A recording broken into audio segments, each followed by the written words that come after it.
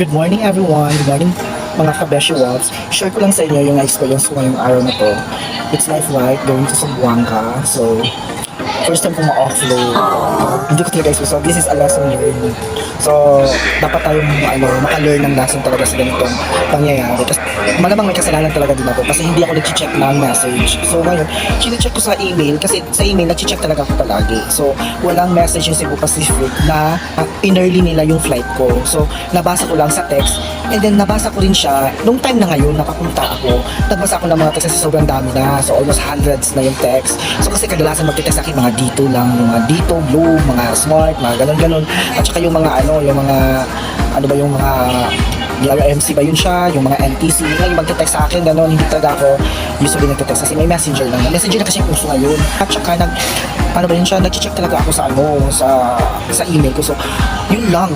Kasi di ako naka-receive ng email na early pala yung flight ko. So, sa June 28 pa pala sila, early nila yung flight. Nag-check talaga ako sa email ko guys. Kaso lang, kasi sa message pa lang, kahit hindi mo siya i-click, malalaman mo siya kung ito bang about sa ang Cebu Pacific kasi magre-remind sila, may promo, mag-i-email yan sila, may promo. At saka mababasa mo na yung mga itinerary ba, o ticket ba yun siya, ganyan, or i-rebook ba nila yung ticket, yung i-rebook ba nila yung flight ko, or ano ba yun, i-early ba nila, o i-delay ba nila, ganon. So, mababasa mo na lang doon, kahit hindi mo siya i-click ng mababasa mo siya, i-scroll mo lang, mababasa mo rin kahit hindi mo siya i-click ang yung mismong message. Nag-check talaga ako ng message. Ewan ko lang talaga kung bakit anong nangyari, bakit hindi naka-receive ng email ang email address ko. Pero naka-receive ako ng text. Salamat na lang din naka-text.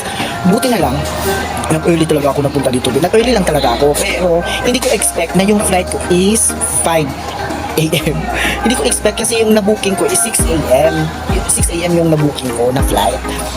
Ay ngayon, so 6 AM yung flight ko. Ang expect ko talaga is 6 AM. Pero nag-early talaga ako. So marami ako na experience kasi nag-book ako ng